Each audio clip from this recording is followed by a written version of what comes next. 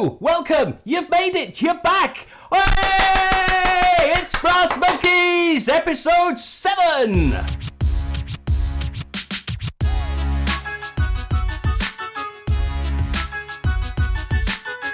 Yes, welcome. It's so good to be back here once more for another half hour or so of mindless waffle and ramblings from the brains of two simians. My name, this week I'm identifying as Clyde, previously known as Brassmonkeez One, and over there in the corner is the one and only... Well, this week I think I've decided I shall identify as the monkey formerly known as Cuddles. Now Remember that rings Cuddles? a bell. That rings a bell. Enlighten me. I ate that duck. That was a ventriloquist's dummy pet thing, wasn't it?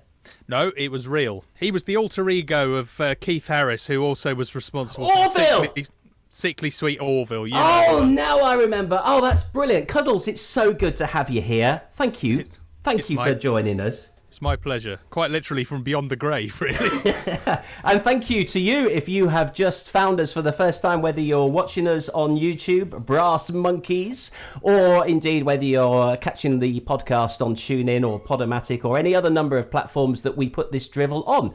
Regardless of how you're listening, it's great to have you along, and I hope you'll stick with us for the next half hour or so, and indeed, at the end of it, you'll want to come back for some more. Each week, we look at a range of subjects from the serious, which at the moment, there's a lot of serious shit going on, political, around the world, and on our doorsteps. We cover that. We cover a little bit of society today and what's going wrong with it. Again, there's an extensive list to go at. And we finish off with a little bit of light-hearted nostalgia, looking back to those wonderful days. Find out what we're going to be looking back on a little bit later on during this episode of Brassmonkeez. But right now, it's time to get into the heart of the matter and find out what's been happening in the world in Brassmonkey News.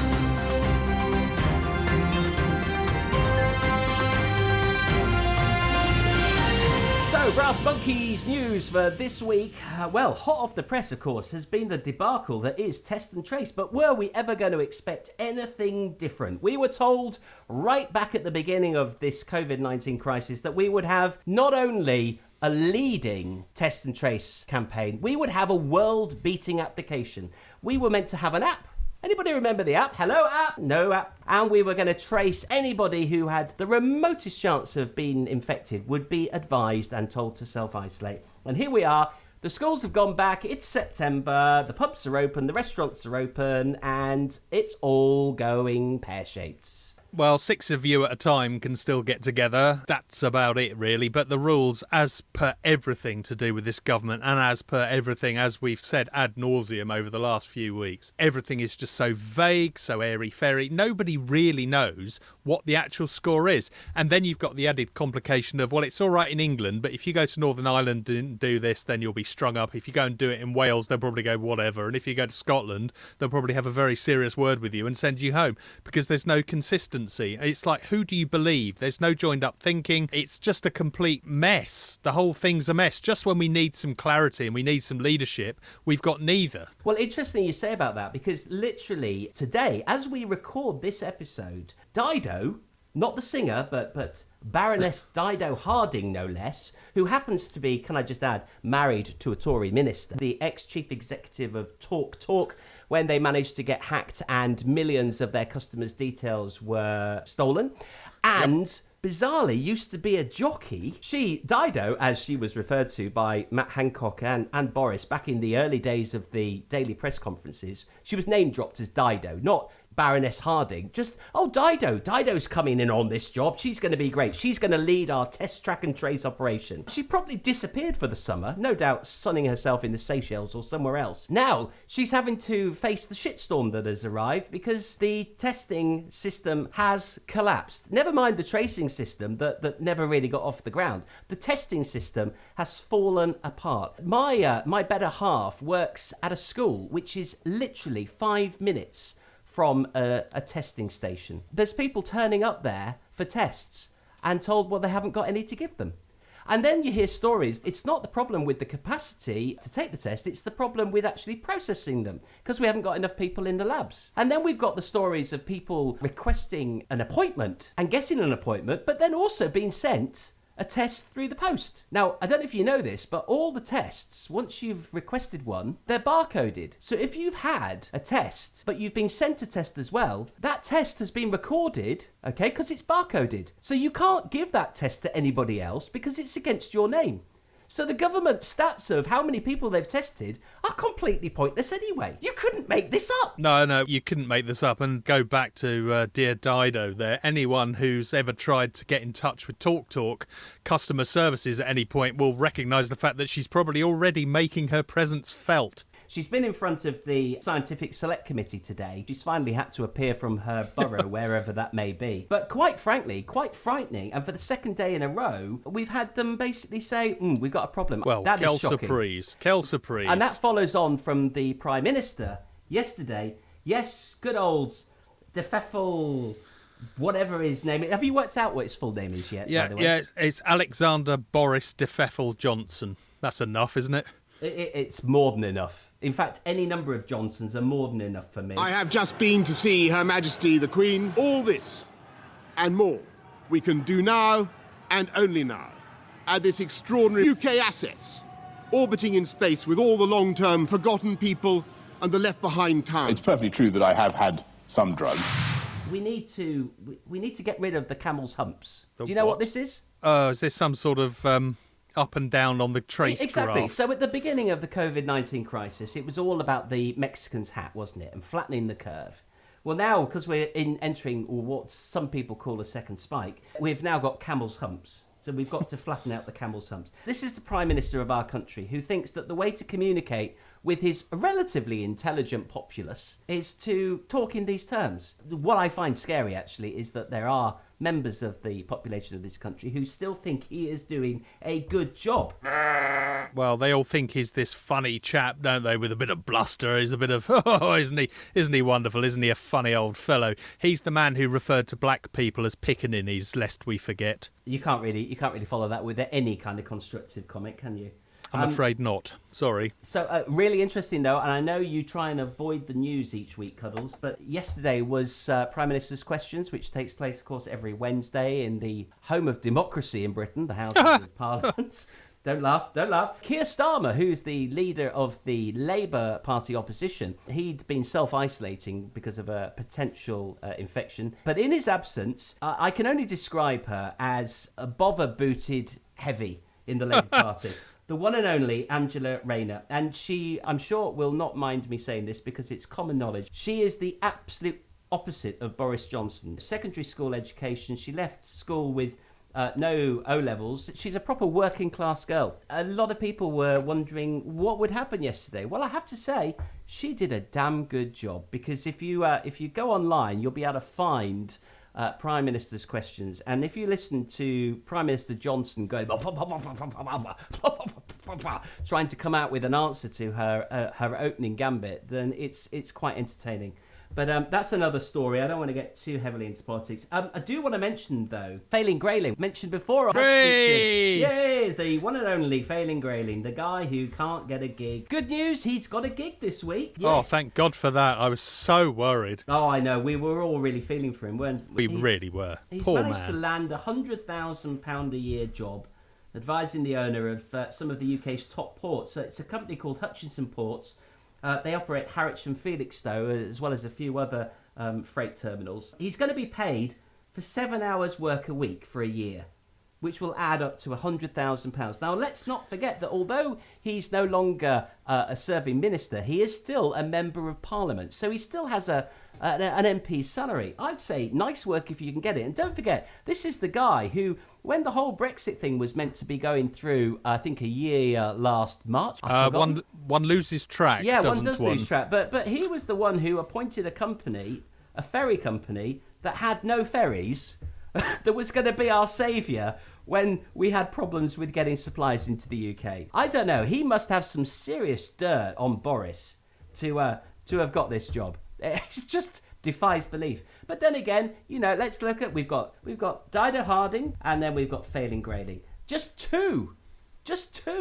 And let's not even start with Preeti Patel. I wasn't going to talk about Preeti Patel. God, no. But she's happy. Please.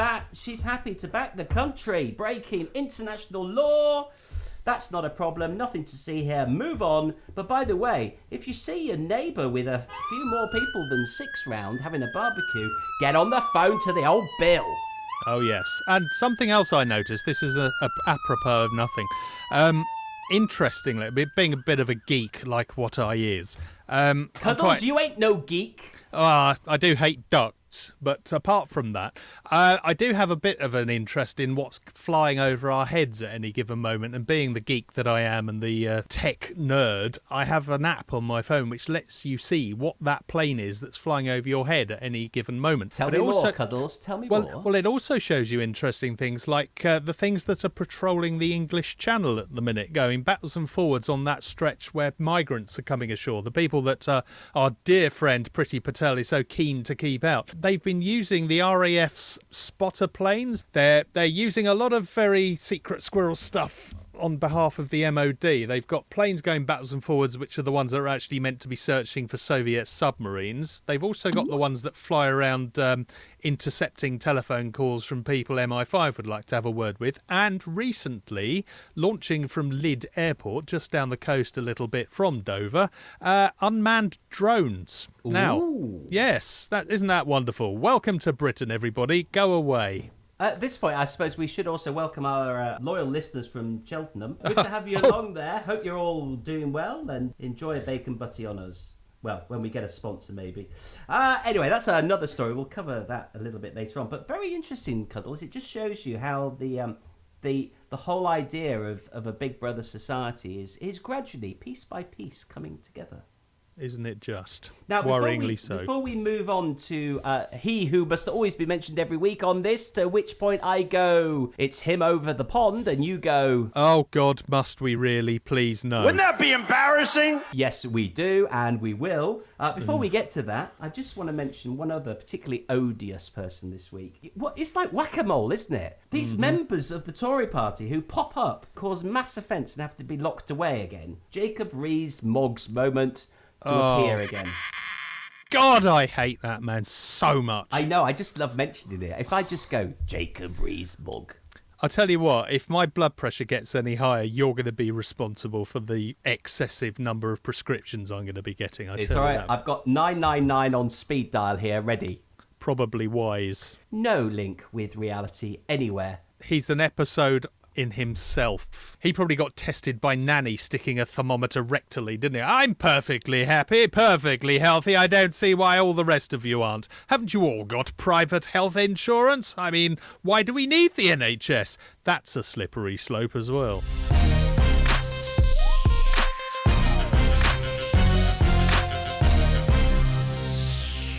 So every week, as you'll know if you're a regular listener to Brassmonkeez, we like to just catch up with what Donald Trump is doing in his infamous, I should say, leadership of the greatest nation on earth, as the greatest leader that the earth has ever known. In fact, let's go further. I would say probably... We may even have a space force. Develop another one. Space force. We have the Air Force. We'll have the Space Force. We have the Army, the Navy. The man's a bellend. We all know it. Carry on. Can't believe he's actually managed to do something that appears to be constructive, but he appears to have actually... Suicide? Oh, sorry.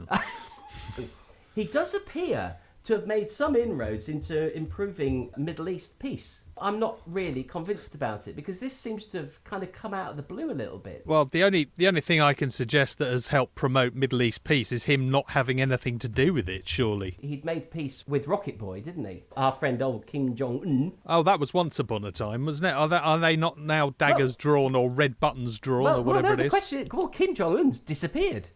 It's like, where is Kim Jong-un? Uh-oh. So is is it actually that Donald's knocked him off in some way? I don't know. Anyway, where's Kimmy? It could be a new book for children. Rocket Man.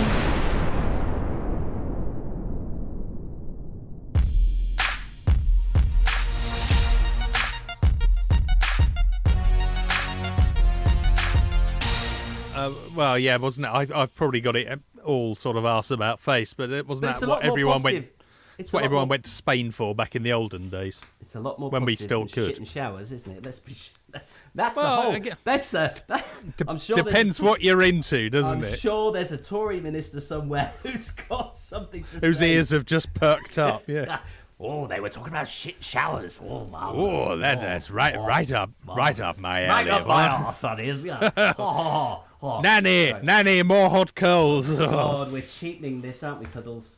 I Yep. find it really, really hard to take you seriously as Cuddles. But hey, But look, you it's- find a ventriloquist monkey with a hand up his arse hard to take seriously. There's something very, very wrong in the world. But then we all knew that.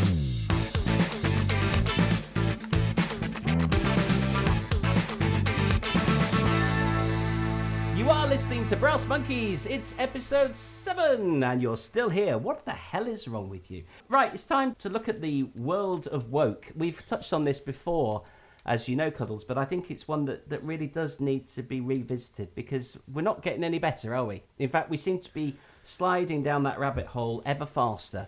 It's almost like somebody's Vaselined our limbs. Oh, we're there again, are we? Yes, We've- yes. That didn't take long, did it? No. Again, the level has been plumbed. My interest was piqued this week by the story that J.K. Rowling, who was famously shut down, cancelled by friends and colleagues of hers for something she'd said about transgender. It now appears that she's getting the second round hitting her. It's like a second spike for J.K. Rowling. She's written a book. Apparently the murderer is not a transsexual, but more a transvestite, i.e. it's a man dressing as a woman. And yes, the woke brigade have woken up again and they're sticking the knife in. And I'm just like, what is wrong with people? Why on earth does everything need to be attacked? It just seems ridiculous. And it's a really interesting point because week after week we talk, don't we, about the fact that there are these extremes in society now. This is the world we've ended up with. You're either left or right. You're black, you're white, you're up, you're down. You cannot be in the middle unless you're like us. We are the middle. We are the ones who can see and understand complaints from each side of the spectrum. But you're not actually really allowed to be there anymore. Nobody wants you to be in the middle. You have to go in my camp. No, you have to come in my camp. That's the world we're living in. Anybody can listen to us. We are effectively unedited in what we put out there. Yes, ultimately, our content can be taken down if we cross enough thresholds, if we offend enough people. Somewhere along the line we'll find a way to pull the plug on us and we will be... But we've not reached that moment just yet. Thank you very much, by the way, if you are a new subscriber to Brassmonkeez. We are incredibly grateful to have you along and we'd love to hear from you. So please do get in touch, which is exactly what this listener did. So may I welcome the one and only Unknown. Unknown, are you there?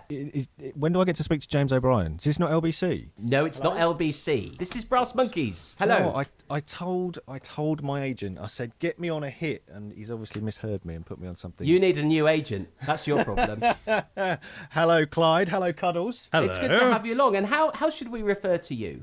Well, I've been thinking about this because I submitted some feedback to your lovely podcast. You did indeed, and thank you very much for that. And I was one of the. Well, you thought it was a complaint. It wasn't a complaint at all. I said you should have names. Don't be Monkey One and Monkey Two. Give yourself some names. So I've been sitting there thinking, well, hang on, you've invited me on. What should I call myself? So first off, I thought, well, you know, I really like computer games. So Donkey Kong. Donkey Kong. Doesn't really work for me. Quite like The Simpsons. Mr. Teeny on The Simpsons. Anyone remember that one? Oh, yes, Mr. Mark, Teeny. I don't. Not woke enough. Oh, Obviously. Sorry, use your real name. Fail. Yeah. He's sacked. Get him off. Get my agent on the phone. I can't work with these people. Thought about Marcel from Friends. Oh, Marcel don't go Monkey. there, because I had suggested that the other week, and he was not at all impressed. Not my favourite, I'm afraid. Sorry. Marcel's out there, unless you want hate mail. Well, I'm sure it's wonderful. I'm sure it's a wonderful show. I just couldn't stand it. It's just me. you'll be pleased to know I've settled on something, because what I've noticed in listening to you two, Clyde and Cuddles, talk a lot is you often refer to people of a certain age. Now, I'm not entirely sure I'm quite there yet. I don't think I'm quite of a certain age, but I thought you'd appreciate this one. I'm going to go with Bingo from the Banana Splits. Oh, yes. Good respect. choice. Very good. Bingo! We have a winner. Bingo! I like that. I like that a lot. Well, welcome, Bingo. You have entered the hallowed halls of the Brassmonkeez. Well, it's lovely to be here. Thank you for having me. Good. So, what do you bring to the party? That's the question. Well, I've been sitting here and listening to you guys talk. It's a bit like the green room. I've been shouting, but I don't think you can hear me because it's all been quiet. All the red lights have come on now. What an interesting week we've had thus far. And, you know, the thing is, 30 minutes after we finish recording this, it's all going to be changed again, isn't it? If I was producing a weekly satirical show on TV, I would be exhausted by now. I think I'd have probably checked myself into the Priory. Can you imagine if they were still making Drop the Dead Donkey now? They would literally be getting things fed into their ears, I would imagine. It's changing so quickly. Formula One, if you've been following it, is an example, actually, of the whole spread of the PC movement and the need to capture the biggest audience possible. So it's moved from being very much a petrol head sport to one of mass appeal. The one and only gnome, otherwise known as Bernie Eccleston, a used car salesman, I'll say no less, managed to accrue many millions, I think actually into the billions, through his control of Formula One.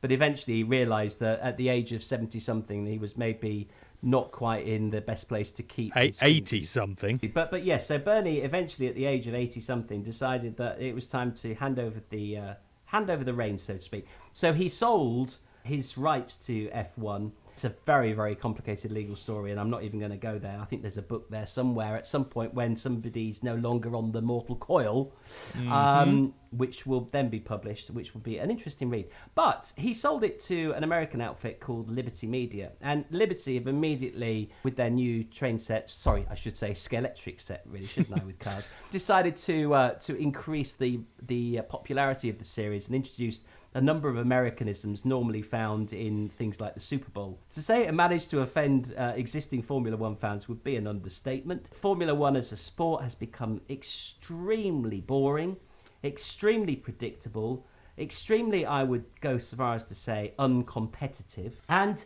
extremely woke. I've struggled with my relationship with Lewis Hamilton for many years. Absolutely take my hat off to him in terms of his racecraft. Lewis Hamilton races in an elite series. I think the reality is whether he's black, white, yellow, orange, or purple with pink spots doesn't really matter. I just find it, the fact that he's decided that he is going to become a spokesperson for the Black Lives Matter movement, I just find it a bit wrong. He's become so successful and so powerful that nobody will call him to account. Well, no one cares. No one can they? Exactly, and that's not right. That doesn't make it right. Not the best driver in terms of his performance, but certainly his character, who's been in Formula One for the last 10 years or so, Kimi Räikkönen. A legend in his own boozy lunchtime. Yeah, he's a legend. Famously, many years ago, Martin Brundle, an ex-racing driver turned commentator, was interviewing him on the starting grid before the start of a race. And Kimi had appeared quite late before the start. And Martin Brundle asked him, Kimi, where have you been? And his reply was, I was having a shit. Yes, it was a celebration of the achievement of Michael Schumacher. I think it was either he'd won a certain amount of races or had announced his retirement, and they were sort of showing their appreciation on the grid.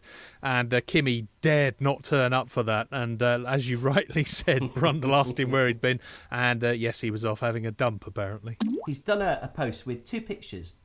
And on the left is a picture of British racing legend James Hunt, shirtless, drinking a glass of Bacardi or something like that. And on the right-hand side of a picture is our very own Lewis Hamilton in his current kind of style, you know, with the ringlets and wearing some shades, a very strange kind of outfit. I can't really describe what it is. On a scooter. You know, it looks very much like what they used to wear to serve you cups of tea in the 70s in transport cafes, or they used to come around and do the cleaning after hours at work. God only knows what he's wearing. Evolution of an F1 driver.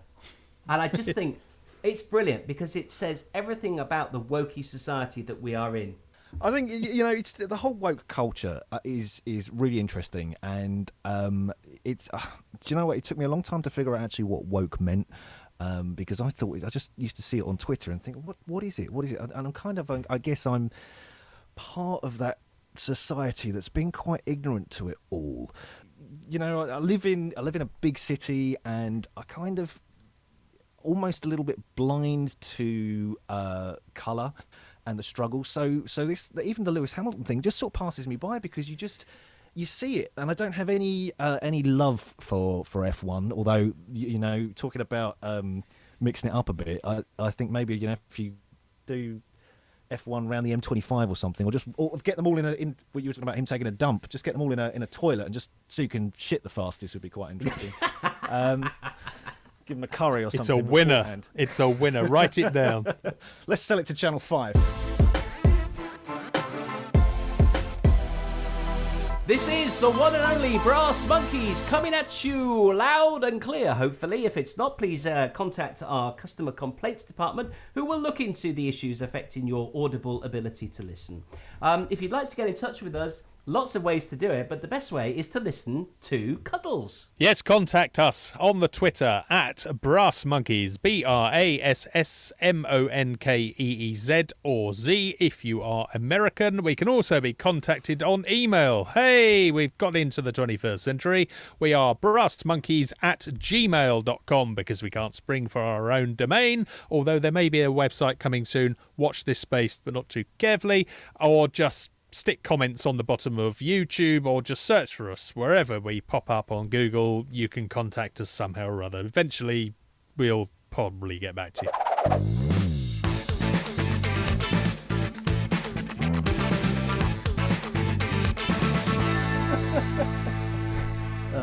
Let's talk about nostalgia. So if you listen to us each week to 2 weeks, depending on when we can be asked to put some output out for you, you'll know that we like to talk about nostalgic things. Take the opportunity to drift back into our early years, when the world was so simple and toys were shit. But actually, well, no, they weren't. They were great. Because the beauty of it was, this is a world before technology had really invaded our lives. And when toys were simple things that you could share with your friends.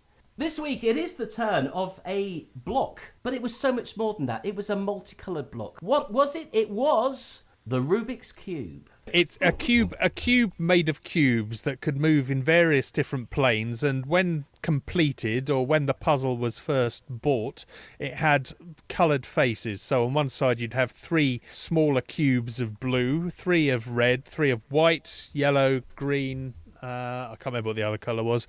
Yeah, generally the sort of thing that was completed by the sort of child who was never going to be troubling any of the football teams and didn't go out a lot and spent a lot of time in his bedroom. These were the people who were writing books on how to complete it in 2 seconds flat. This was how the nerd became so popular, wasn't it? Yeah, because if you were good at it, then people were in awe of you, weren't they?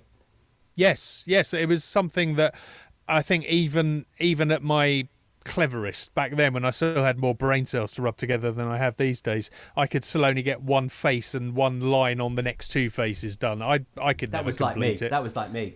I gave up. Know your limits. I've just done a quick bit of research.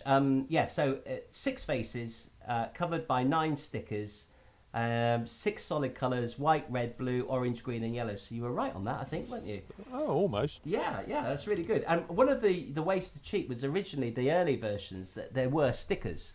So the ones who were too incompetent to complete the cube, me included, you could actually take the stickers off and rearrange them to make it look like you'd done it right. And thus missing the whole point of the exercise. They never quite went back on the same, though, did they? They always it looked very obvious that you peeled the stickers off. Anti-tamper.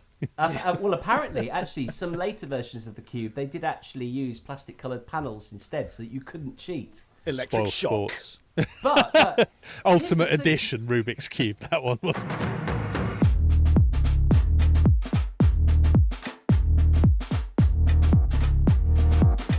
Some ideas, particularly in the toy world, seem like a good idea at the time, but end up actually being maybe not such a good move. And one of those is the Mercury Maze. Ooh, yeah. yes. I mean, let's think about this. So Mercury one of the most toxic metals on the planet. Let's take some mercury and pop it into a plastic toy so that kids can play with it. Now, there's genius. Well, that was the one that actually got out of there. There was also tritium maracas and was it napalm conkers was the other one, I seem to remember. Those never got past the early testing phase. I love the idea of napalm conkers. Available now from MB Games. Wouldn't drill your shoelace into that one, would you? Oh my god! No, you get someone else to do it. But seriously, Ma, it's come out again. So Mercury Maze. I mean, literally, for those of you not familiar, mercury is a liquid metal, and it's extraordinary stuff. But it's very, very toxic and really not very good for you at all. But there were these toys. I think Cuddles, you identified them as executive toys, didn't you? Which maybe says something about your past. I was never an executive, and I don't think I am ever likely to be one. No, that was the phase in the very early 80s or very late 70s into the early 80s where distracted executives could relieve the stress and tension of shutting down third world countries or unperforming companies by rearranging things. They had the Newton's cradle, that was the big one, wasn't it? But also the Mercury Maze, where you had to get this blob of mercury through a slightly raised maze inside a disc, wasn't it? Usually it was a circular disc, and you had to negotiate this blob. I mean, it was absolutely mesmerizing stuff, but as you say, thoroughly toxic and poisonous, and not the sort of thing you should be putting anywhere near children. I mean, I don't have any problem sticking it near executives, because generally they're all quite unpleasant. Or Boris Johnson, for that matter. Well, absolutely. I mean, I'd just sort of back a truckload up and say, have at it, Boris. Have a lot of fun. Oh, dear, has the lid come off? Oh, whoops. Special delivery for Mr. Jacobs Reed's Mog. I've got some napalm conkers for you, sir. Oh, sounds spiffing. Just the sort of thing we used to play with. I remember playing with those at Eton. In the quad. Nanny used to hold it for me because I didn't want to get my hands dirty. Oh, Nanny's back again. Oh, God, I hate him. Anyway. Yeah, so him, isn't it? It's what? It's a bit of a fetish. It sounds like, when Jacob Rees-Mogg does talk about his nanny, and this is the struggle I have. When you do that bit, it's like, well, no, because he does talk about nanny. Yeah, he does. He's got some weird fetish. And I just picture my nan, who was a very elderly brummie. Is this your biological nan or your... Yeah, no, absolutely. No, I've never had a nanny. I'm very poor. You didn't have a nanny? Everybody has a nanny, surely. Well, surely everybody's got a nanny. Oh, let's all mock the poor boy. I say, you've not got a nanny? No. Who are you? From a council estate in South London, direct to your podcast. I've totally forgotten where I was going with that. The nanny fetish. Yeah, nanny fetish. I mean, it just sounds... You can just picture him. And I just imagine, as weird as this is going to sound, and I'm sorry, Nan, but I just imagine him kind of being spanked by my Nan. Is that a bit weird? Well, he'd probably enjoy that, but I mean, I wouldn't be at all surprised. I mean, I'm casting aspersions here, but hey, sue me. I wouldn't be at all surprised if he was wet nursed into his late teens. Oh!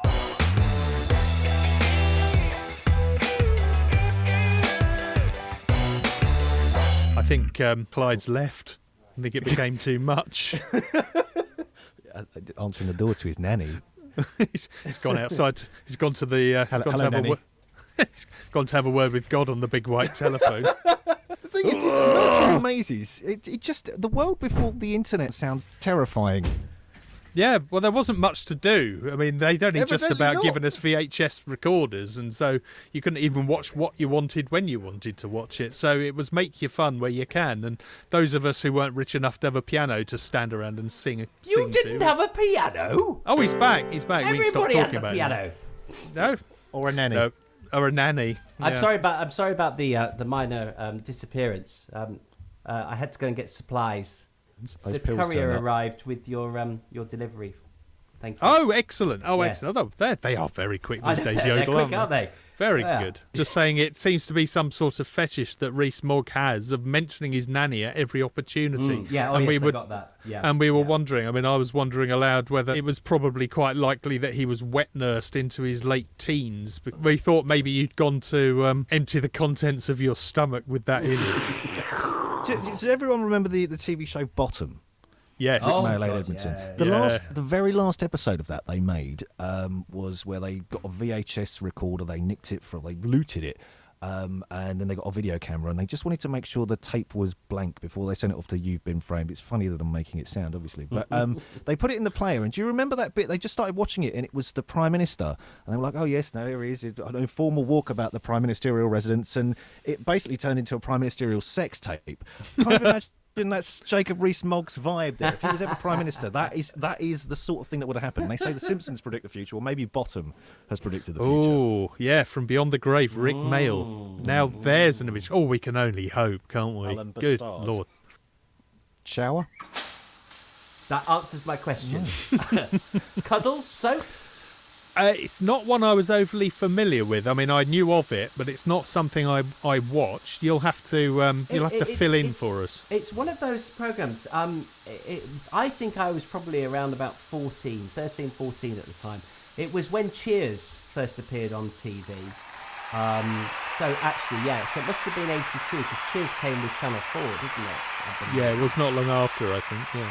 So it's got to be around about 1982 when Cheers hit the TV screen, which, by the way, is actually on Channel 4 on a morning at the moment. Hooray! They're replaying Cheers. The Frasier slot. Yes, earlier than that. It's sort of on around about 7 o'clock in the morning for an hour or so. But great At 7 o'clock in the morning. I didn't say I get up, I watch it. Anyway, it's brilliant. But yeah, I used to watch Cheers, and I think after Cheers, Soap used to be on. And Soap was basically a parody of all of the daytime soaps. So literally any and every storyline that was covered in a daytime soap, they would actually include in Soap storylines. So they had everything from, extramarital affairs to alien abduction. No doubt, Dallas and the famous scene where Bobby Ewing in the shower scene, no doubt they got that idea from Soap. But it was so surreal and so ridiculous. And it had this brilliant voiceover. This week in Soap. And then it would reel off all the different storylines that were going on. And, you'd be worn out before you'd even started watching the rest of it.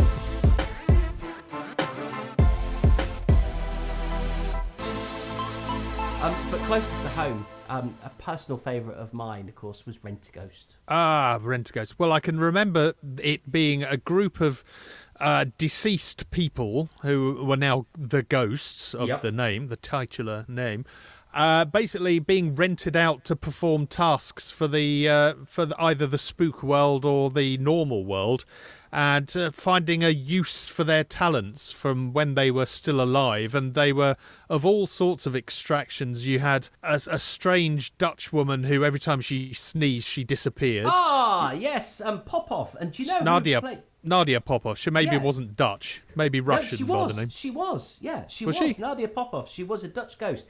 And do you know who played that? Now, I don't think you're going to be sticking with the soap theme here. See what I've done there? I don't suppose you're a Coronation Street viewer, are you? Well, in a professional capacity, I did used to be involved with Coronation Street, and I know that she was Audrey Roberts. That's it, Sue Nichols. Sue Nichols, that's her. Yeah, yes. that's it, yeah. Yes, there was quite a... I mean, what's her name as well? There was the Muck Witch. Hazel the Muck Witch. Hazel the Muck Witch, who was also Supergran, if I remember correctly. Oh, no, it wasn't. Or was that someone else? I'm getting them mixed up. But there was are you with us on this? Well, I'm just thinking that the way you're describing Rent-A-Ghost, it sounds like the Tory front bench at the moment, doesn't it? It's a lot funnier than the Tory front bench. A lot more believable, actually, as well, for that matter. With a lot more talent. Well, a damn sight more talent. I'd vote for them. And of course, Timothy Claypole, the jester. He was brilliant. I mean, he was the anchor, wasn't he? Really? Yes. I think of all of the characters, because you had Harold and Ethel Meeker who owned the shop. Did they own the shop? They lived next door, didn't they? They were the next door neighbours. No. They Harold and Ethel ran Rent-A-Ghost. Oh yes, sorry. Harold and it was the Perkins who were their neighbours. Who thought they were just nutters. That's right. Yes, they were the normal people who just could not quite understand what the hell was going on. The neighbours from hell. Oh, it's just such a surreal show. It's just brilliant. I'm arse off on this one, trying to keep up with you here. And it actually does say that in the Wikipedia entry. The long-suffering neighbours of Rent-A-Ghost are the Perkinses, who appear from Series 4 onwards and think the Meekers are mad. That's it. There you Quote go. Wikipedia. Sums Just it like up. us. Just like us. Actually, I mean, this could be an episode of Rent-A-Ghost in some ways.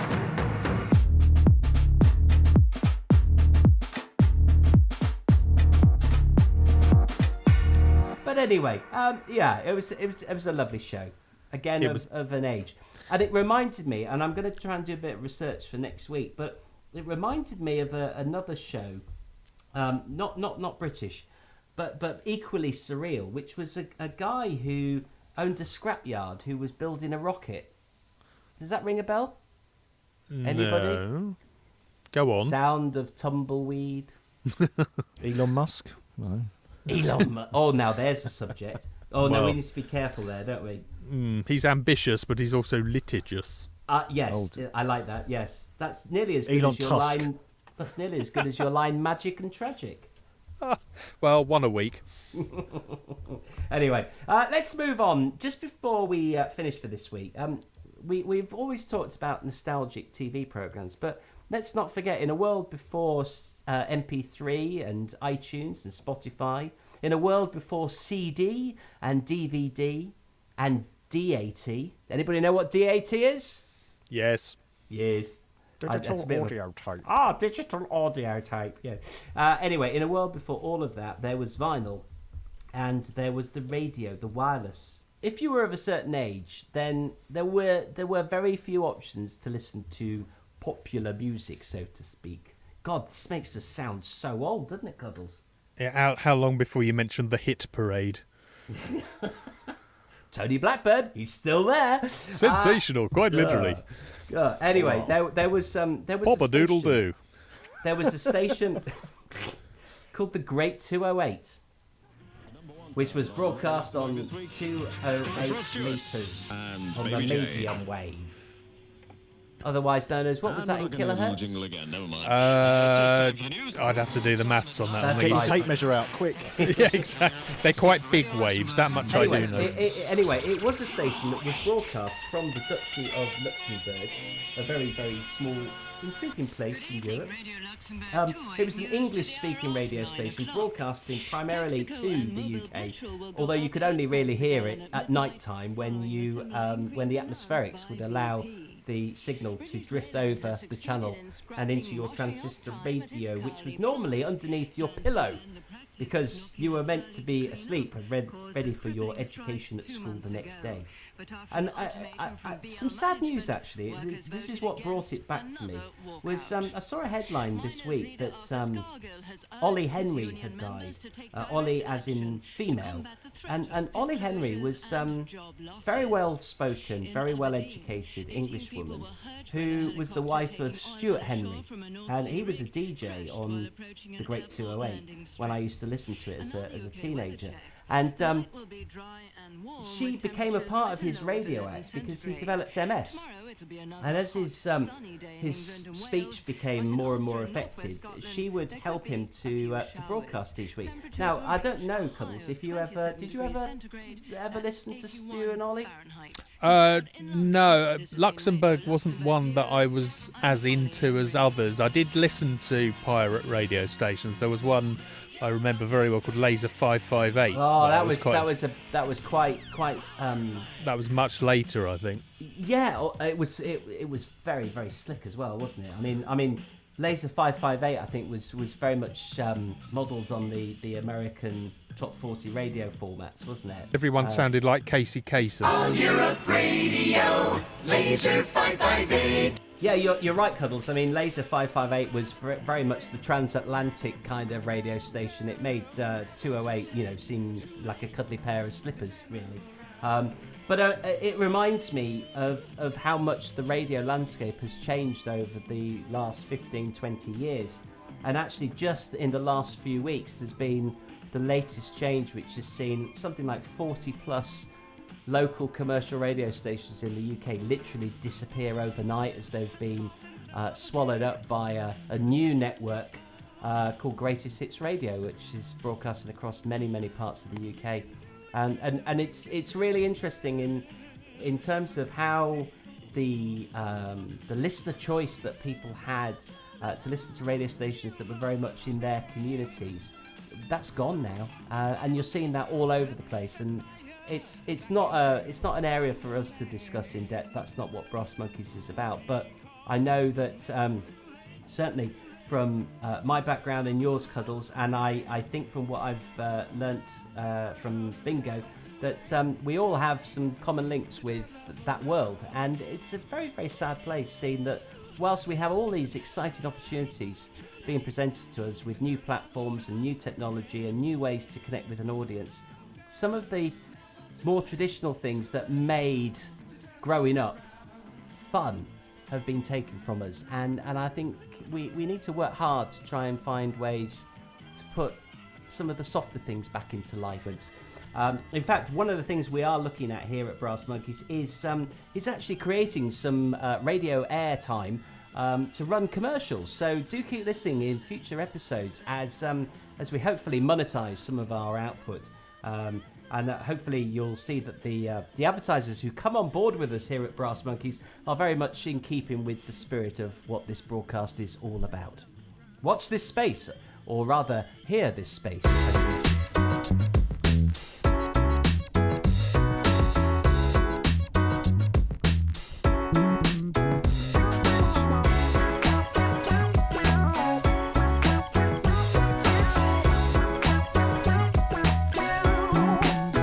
Right, do you know what? It's been emotional. Who said that before? You, just then. Me. There you go. It's been good. I'd like to say thank you very much to Bingo for joining us this week. It's been wonderful to have somebody who's been listening to us actually come and join in and share some input and some of their own thoughts. Do you want to join us again next week if we do this? Or? I would love to come back, but I do have to just call into the Nigel Farage show on LBC now, because that was my original point. I just wanted to be angry. I'd love to come back here, though. Bingo, your challenge, should you choose to accept, is to get as many references to Brassmonkeez onto LBC as you can. Challenge accepted. And it needs to be recorded so we can play it back as well. Oh, man. I like the sound of this. Have at it, man. Nobody listens to the radio anymore. That's it. Anyway, listen, just to finish, just want to say next week we're going to do more of the same. I say next week, it might be 10 days or so before you hear from us again. But in the meantime, I mean, do get in touch. We want to know what you think. If you've got ideas that you'd like us to cover, subjects that you think are of interest, or you want to pick up on something that we've said, if you want to give us some abuse, well, that's your choice. Whether we listen to it or not, we'll decide, because we're big, ain't it? But if you want to get in touch, you can on the Twitter. It's at Brassmonkeez, and email the it sounds an old way of doing things now, doesn't it? Brassmonkeez@gmail.com. Don't forget, Brassmonkeez is spelled brass, B-R-A-S-S, and then monkeez, M-O-N-K-E-E-Z, all one word, at gmail.com. Love to hear from you. Do get in touch. Next week, more of the same inane waffle and drivel. Until then, Bye. bye. Adios. Arrivederci. Ciao.